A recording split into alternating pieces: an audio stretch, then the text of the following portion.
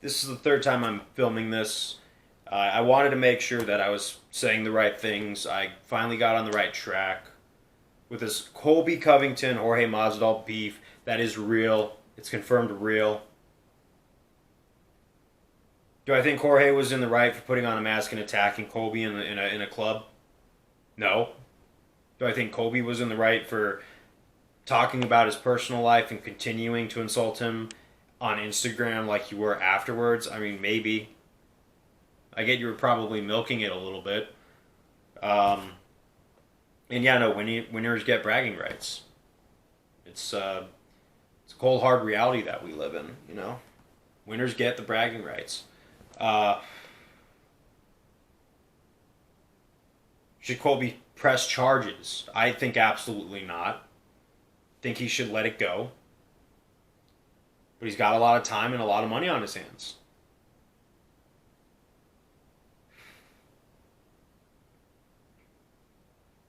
And now Jorge could face multiple years in prison. He can. He's rich, so I mean, I don't think he's going to, but he's going to do some time, and he's going to have a bad charge on his record. I think, Jorge Masvidal, probably should have known a little bit better. But this also means that the whole beef is real. It's 100% authentic. Colby really did stab his entire team in the back. I get that there were financial circumstances that led to Colby creating this character, which I love. I love the character. I think it's funny. But now it's just like, now I got a sour taste in my mouth with this character. Because calling Brazil a dump is a pretty ballsy move. And you could have just told your Brazilian teammates, like, this is what I did to save my career. Because I get that's why you did it. You did it to save your career. But doubling down, I don't know if you're stiffing coaches or not. I don't know what's up with that. You're insulting your teammates now. You're just doubling down and going on talk shows and talking trash to all of them. You even turned down a date with Joanna. That's just disgraceful, man. Honestly, I don't know who would turn down a date with Joanna, to be honest. But yeah.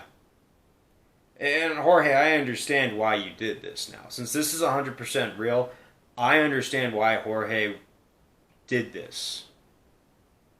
When you take someone in, you give them a chance, and they make you regret it on a nuclear level because you cost them a lot.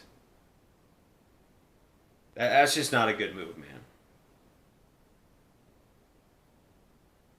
Like, I don't like to hear it now that when he says, God put me on this earth to fight.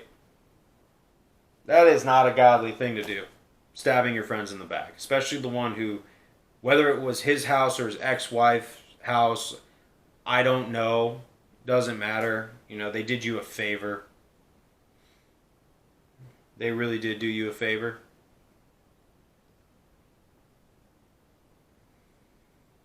You completely stabbed him in the back.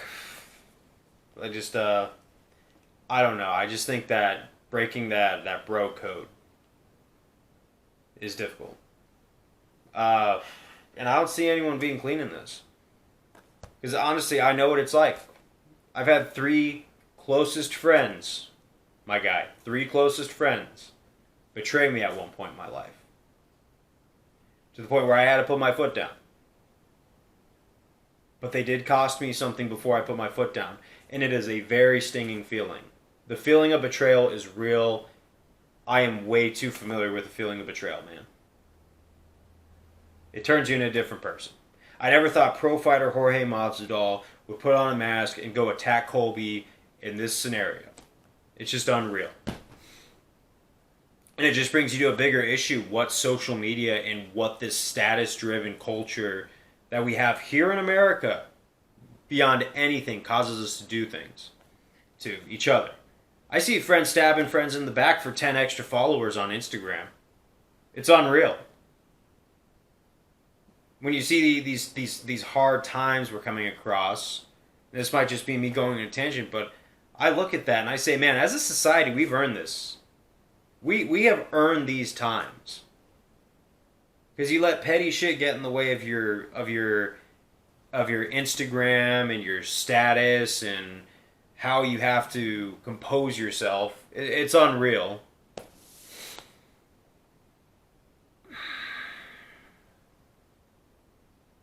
Yeah. It's just unreal that we take clout over our friendships. Because one day, man, your fighting career is going to be over. You might go out on top. You might win a belt. You might not even reach the UFC. But one day, you will have to hang up the gi. Or you'll have to hang up the gloves. You'll have to put up the wraps. You'll have to rack those weights. Because you're either too old, too injured to keep going. And you want to know, what do I have left after that time's over? Something when I started training myself, I was never trying to be a professional fighter, but that was one of the questions I asked myself. What do I got after this? And you got to have something after this. Because if you don't have family, if you don't have friends, you could have all the money in the world, but if you don't have close people that you could share those good times that you're buying with that money, you really got nothing, man. Was it worth it? I don't know. You know, maybe I'm being harsh on everybody here because it's just such a dirty beef. But you know, from what I see from the interviews of Joanna and Dustin and T Wood and Robbie Lawler, all the people at America Top Team, a lot of them seem very genuine. A lot of them seem very responsible, and I just don't think that they all had to suffer because of the pressure that Dana was putting you under. You could have kept that character without stabbing everybody in the back. I love the character, though. But knowing that this is all real, it just brings me back to the bigger issue of what we have in society. Everything's status-based. We really don't have authentic community. We rely on voting for some idiot to fix everything for us. When we are foreboding, I think that's the word for it, our responsibilities as citizens to look after one another, as neighbors to look after one another, and we're doing it for these goddamn smartphones and other status things. Clout. You could just make good content on YouTube. You don't have to cause a bunch of drama and make a vlog about it. I mean, that's kind of, I'm making a vlog about other people's drama, but I just got to bring back the MMA commentary channel because this is too real. Now, these are some interesting times in the UFC. And it's sad that the story had to end this way. It really is. Oh no, it's like, and we got Khamzat coming up. He's going to fight Gilbert Burns, and I think he's going to win. He's going to be calling out Colby next. And honestly, I would have to say, I would hope Khamzat, wins that fight right now. I know Colby did what he had to do, though. But, you don't have to stab your friends in the back to get a promotion in jiu-jitsu. You don't have to stab your friends in the back to get more money. You don't have to sacrifice your friends for these material objects, for UFC belts.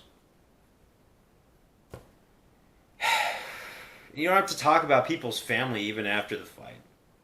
Or, continue rubbing it in on social media.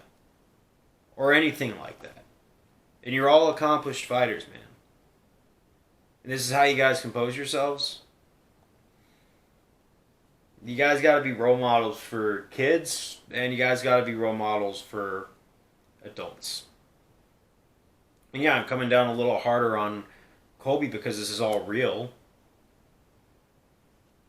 But just before I wrap up this 10 minutes, what I want us to just kind of take from this is, who are we as a society? And when you're in a position of influence, you really have a big responsibility because people are going to mimic you, not just kids, but adults. I'm going to be repeating myself if I keep going. I'm kind of sad right now hearing this story. Thank you guys very much for listening. I'll see you next time.